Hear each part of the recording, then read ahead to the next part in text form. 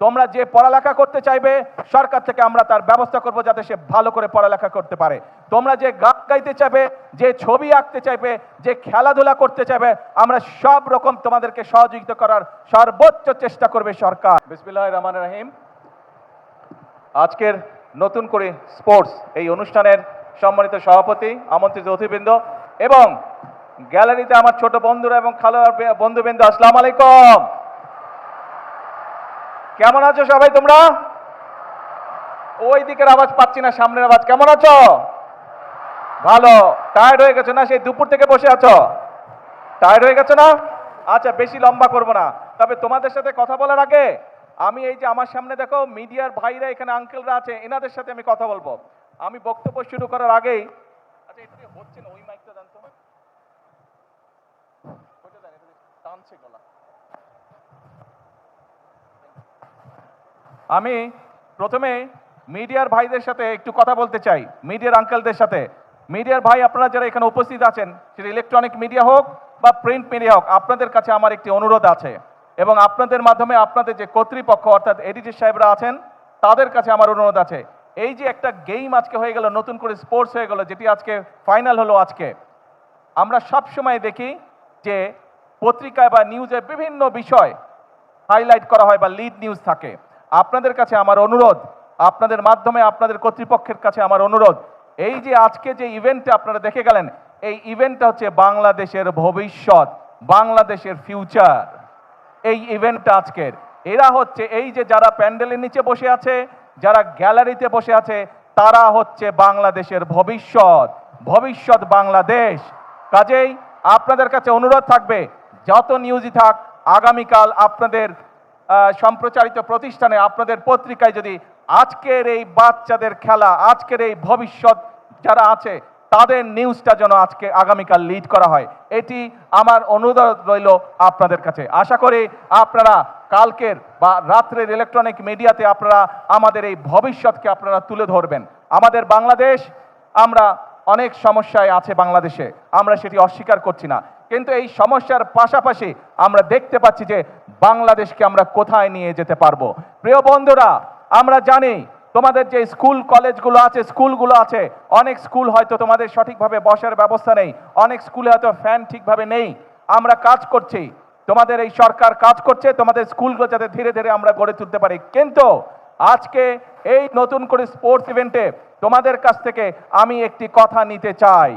আমরা এই যে দেশকে সঠিকভাবে গড়ে তোলার কাজ করছি, এই কাজটি আমরা তখনই করতে পারবো যখন এই যে তোমরা যারা গ্যালারিতে বসে আছো, আমার হাতের বাম পাশে তোমরা যারা খেলোয়াড়রা বসে আছো, যারা পুরস্কার পেয়েছো প্রায় 350 খেলোয়াড়, তোমরা যদি আগামী দিনে নিজেদেরকে গড়ে তুলতে পারো সঠিকভাবে, তাহলেই আমরা বাংলাদেশকে ভবিষ্যতে গড়ে তুলতে পারবো। কারণ আমি দৃঢ়ভাবে বিশ্বাস করি, এই যে গ্যালারিতে হাজার হাজার ছোট বন্ধুরা তোমরা বসে আছো, তোমাদের মধ্যে থেকেই এই দেশের একজন ভালো ডাক্তার বের হবে, তোমাদের ভিতর থেকে এই দেশের একজন ভালো আর্কিটেক্ট বের হবে, তোমাদের ভিতর থেকে এই দেশের একজন ভালো ইঞ্জিনিয়ার বের হবে, তোমাদের ভিতর থেকে এই দেশে একজন ভালো ক্রিকেটার বের হবে, ভালো সুইমার বের হবে, ভালো টেনিস প্লেয়ার বের হবে, অর্থাৎ তোমাদের মধ্যে থেকে এই খেলোয়াড় বের হবে। আজ তোমরা সেটা প্রমাণ করে দেখিয়েছো। তোমাদের মধ্যে থেকেই এই দেশের বের হবে যারা এই দেশকে সামনের দিকে এগিয়ে নিয়ে যেতে পারবে। কাজেই নিজেকে কখনো ছোট ভাববে না, নিজেকে গড়ে তুলতে হবে। তুমি যত শক্তভাবে নিজেকে গড়ে তুলতে পারবে, তুমি তোমার বাংলাদেশকে তত সুন্দরভাবে গড়ে তুলতে পারবে। কি হলো, বাংলাদেশকে গড়ে তুলতে কে কে কাজ করবে? গ্যালারিতে যারা আছো, আমার সাথে আছো তোমরা? শুনতে পাই না, হাত তুলে তাহলে বুঝবো আমার সাথে তোমরা আছো। কারা বাংলাদেশকে গড়ে তুলতে চাও? বাংলাদেশকে গড়ে তোলার জন্য কারা কাজ করতে চাও? হাত তুলে দেখে। গ্যালারিতে যারা বসে আছো, বাংলাদেশকে গড়ে তোলার জন্য কারা কারা নিজেকে গড়ে তুলবে? হাত তুলে দেখে। শুনতে পাচ্ছ কথা? ধন্যবাদ। এখন কথা হচ্ছে, পড়ার সময় মন দিয়ে পড়তে হবে, কিন্তু খেলার সময় একইভাবে মন দিয়ে খেলতে হবে। আরেকটি তোমাদের কাছে আমি সহযোগিতা চাই, তোমাদের একটি হেল্প লাগবে। শুধু যে গ্যালারিতে যারা বসে আছো তারা না, নিশ্চয়ই এই অনলাইন বা টেলিভিশনের মাধ্যমে সারা বাংলাদেশে তোমাদের মতন সারা বাংলাদেশে আমাদের যারা ভবিষ্যৎ আছে, ছোট ছোট বন্ধুরা আছে, তোমাদের সকলের কাছে আমি একটি সহযোগিতা চাই, একটি সাহায্য চাই। সেটি কি সাহায্য? এই দেশটা আমাদের সকলের দেশ, এই দেশের আলো, এই দেশের বাতাস, এই দেশের পরিবেশ আমরা সকলে মিলে যদি ঠিক রাখি, তাহলে আমরা একটি সুন্দর পরিবেশে থাকতে পারবো। তুমি সুন্দর পরিবেশে বড় হতে পারবে, তুমি সুন্দর পরিবেশে পারবে, তুমি সুন্দর পরিবেশে পড়ালেখা করতে পারবে। সেই জন্য আমি তোমাদের সকলের কাছে যে সাহায্যটি চাই, তোমরা নিশ্চয়ই দেখেছো রাস্তা দিয়ে হেঁটে যাওয়ার সময় তোমার বাসার আশেপাশে অনেকে বিভিন্ন রকম ময়লা ফেলে যায়, বিভিন্ন রকম প্লাস্টিকের বোতল ফেলে যায়, সেটি পুকুর হোক, নদী নালা হোক, বাসার আশেপাশে। এখন থেকে যদি এরকম কোনো দৃশ্য তোমাদের চোখে পড়ে, প্লিজ তোমরা তাকে বারণ করবে। দরকার হলে সেই ময়লাটি তোমরা তুলে নিয়ে গিয়ে যেইখানে ময়লা ফেলার জায়গা নির্দিষ্ট সেই জায়গায় ময়লা ফেলতে হবে।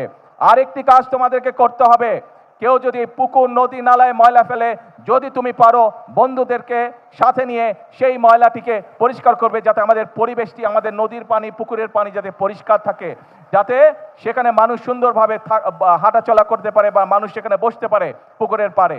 আসো, এরপরে আরেকটি তোমাদের সহযোগিতা চাই আমার, আরেকটি তোমাদের হেল্প চাই আমার।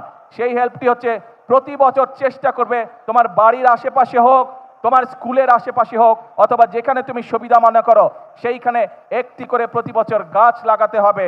গাছ যদি আমরা লাগাতে পারি, আমাদের পরিবেশটা সুন্দর হবে, পরিষ্কার হবে, আমরা সকলে মিলে বুক ভরে শ্বাস নিতে পারবো।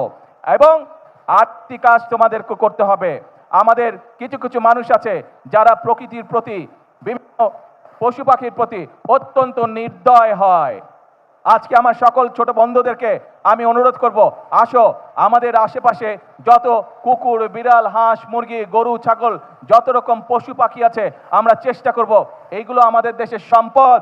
আমরা চেষ্টা করব এই যে প্রকৃতির আল্লাহ দেওয়া বিভিন্ন জীবজন্তু, পশু পাখি, এদের যত্ন নেওয়ার আমরা চেষ্টা করব। যত্ন যদি নিতে পারে, অন্তত আমরা চেষ্টা করব তাদের যাতে কোনো প্রকার ক্ষতি হতে না পারে, সেই চেষ্টাটি আমরা করব। কি বন্ধুরা, আমাকে এই হেল্পটা করবে? তোমরা করবে? Thank you so much. আর শেষ কথা হলো, আজকের বক্তব্যের শেষ কথা হলো, আমরা আছি, তোমরা যে পড়ালেখা করতে চাইবে সরকার থেকে আমরা তার ব্যবস্থা করব যাতে সে ভালো করে পড়ালেখা করতে পারে। তোমরা যে গান গাইতে চাইবে, যে ছবি আঁকতে চাইবে, যে খেলাধুলা করতে চাইবে, আমরা সব রকম তোমাদেরকে সহযোগিতা করার সর্বোচ্চ চেষ্টা করবে সরকার। কিন্তু তোমাদেরকে সঠিকভাবে তোমাদেরকে গড়ে তুলতে হবে। তোমাদের দিকে বাংলাদেশের ভবিষ্যৎ তাকিয়ে আছে, বাংলাদেশ তোমাদের দিকে তাকিয়ে আছে। তোমরা যদি নিজেদেরকে গড়ে তুলতে পারো, আমরা একটা সুন্দর বাংলাদেশ গড়ে তুলতে পারবো। এই কাজ আমরা হয়তো শুরু করেছি, আমরা মাত্র শুরু করতে পারবো, কিন্তু বাংলাদেশ গড়ার কাজ তোমাদেরকে এগিয়ে নিয়ে যেতে হবে, এগিয়ে নিয়ে যেতে হবে তোমাদেরকে। বাংলাদেশ গড়ার কাজ পারবে এগিয়ে নিয়ে যেতে? কে বন্ধুরা, কে বন্ধুরা পারবে? Thank you. আজকের বক্তৃতা না, চলো যারা আজকে জিতেছে তাদেরকে আমরা আজকে অভিনন্দন জানাবো। এই যারা জিতেছে, যারা খেলোয়াড় আছে, এদেরকে এই পর্যন্ত আসার জন্য তাদের পরিবারের বাবা মাদেরকে আমি আন্তরিকভাবে ধন্যবাদ জানাই। তাদের স্কুলের শিক্ষক যারা সহযোগিতা করেছেন, বিভিন্ন কোচ বৃন্দ যারা সহযোগিতা করেছেন, প্রত্যেকটি মানুষকে আমি অন্তরের অন্তঃস্থল থেকে আন্তরিকভাবে ধন্যবাদ জানাই, আন্তরিকভাবে অভিনন্দন জানাই। আপনারা যেই কষ্ট করেছেন, সেই কষ্টের মূল্য ইনশাল্লাহ আপনারা পাবেন যখন আপনারা এই বাচ্চাগুলোকে দেখবেন আন্তর্জাতীয় এবং আন্তর্জাতিক রূপ অঙ্গনে নিজেদেরকে প্রতিষ্ঠিত করতে সক্ষম হয়েছে। সেদিন আমাদের সকলের বুকটা আপনাদের সাথে, আপনারা যারা সহযোগিতা করেছেন, আপনাদের সাথে আমাদের সকলের বুকটা সেদিন ভরে উঠবে। আসুন, এই মাঠে আজকে আমাদের বাচ্চারা খেলা করেছে, এই মাঠে কেউ জিতেছে, কেউ এখনো জিততে পারে না। ইনশাল্লাহ আগামী দিনে তারা আবার প্রতিযোগিতা করবে।